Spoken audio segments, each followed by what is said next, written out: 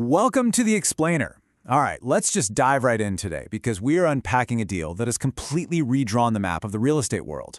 Two absolute titans, Compass and Anywhere, have merged.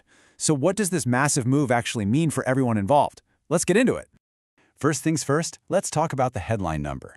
We are looking at a $1.6 billion all-stock deal. That's billion with a B, and it officially closed back on January 9th.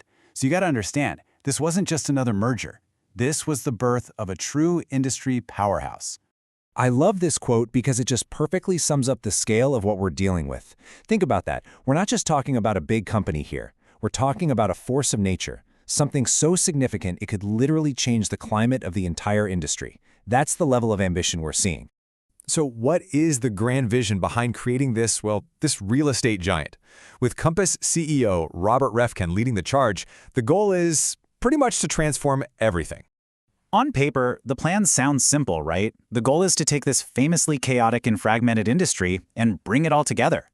Reffkin's vision is this one single, modern platform that makes everything easier for agents, for buyers, for sellers, for everyone. It's a great idea in theory, but that's where the simple part of this story ends. Okay, so this brings us to the next massive piece of the puzzle. Because, making a deal, that's one thing, but making it actually work, that is a whole different ballgame. And this is where things get really, really complicated. This quote just nails it. The big public announcement, that's the shiny photograph everyone sees. But the real story, the movie, is the long, messy, and super complex process of actually stitching these two giants together. And that movie is going to be full of drama and some serious challenges. And if you want to get a sense of just how big this challenge is, just look at the iconic brands that Anywhere has been trying to bring together for decades. We're talking Coldwell Banker, Century 21, Sotheby's, the list goes on. Even after all this time, they're still working on it. This is the perfect way to think about it. It's like you've got 6 different world-class orchestras, each with their own conductor and their own way of doing things, and you're telling them to play one perfectly synchronized symphony. Now Compass is jumping right into that chaos, trying to be the new conductor for the whole shebang. It is a monumental task. Now this is where the story gets really interesting. Because while everyone was watching the merger headlines, the real battle, the one that truly matters, was kicking off behind the scenes. And let's be super clear about this. This isn't just some interesting subplot. This is the story. We are talking about the growing, all-out war for control of private listing networks. This is the engine driving the whole thing. So let's break this down real quick. For decades, you had the MLS, right? It was this open system where everyone shared their listings.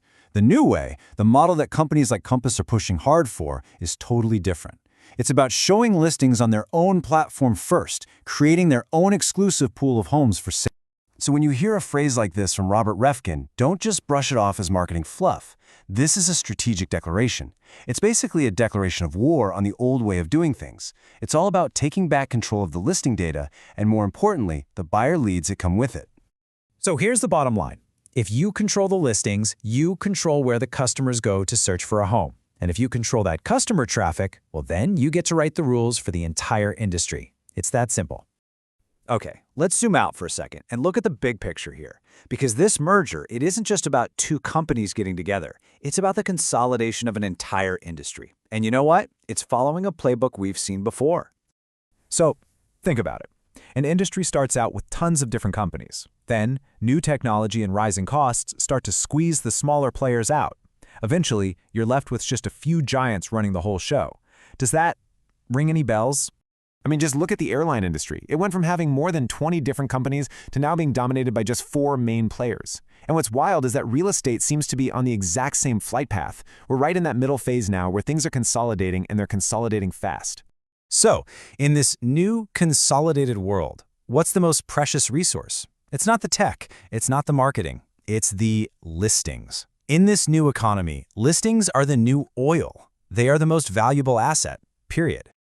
And this quote just crystallizes the entire strategy. Think about it. If just a few big companies control most of the homes for sale in a given city, they control where the buyers start their search. Whoever holds the listings holds the attention of the consumer. That's how you dominate a market. But for all this talk about giants and platforms and data and consolidation, there is one critical piece of this entire puzzle that you simply cannot scale up.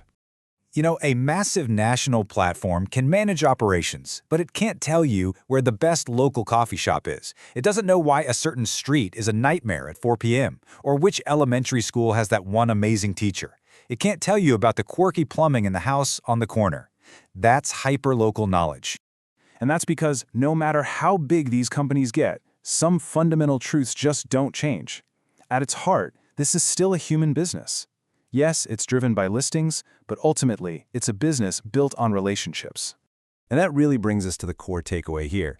You can consolidate companies, you can consolidate platforms, but you cannot consolidate trust. You just can't mass-produce a genuine human connection. That part of the business, it doesn't consolidate. It belongs to the agent on the ground.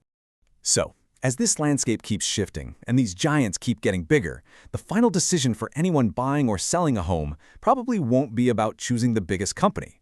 It's going to come down to something much more personal. Who do you actually trust to guide you through one of the biggest moments of your life?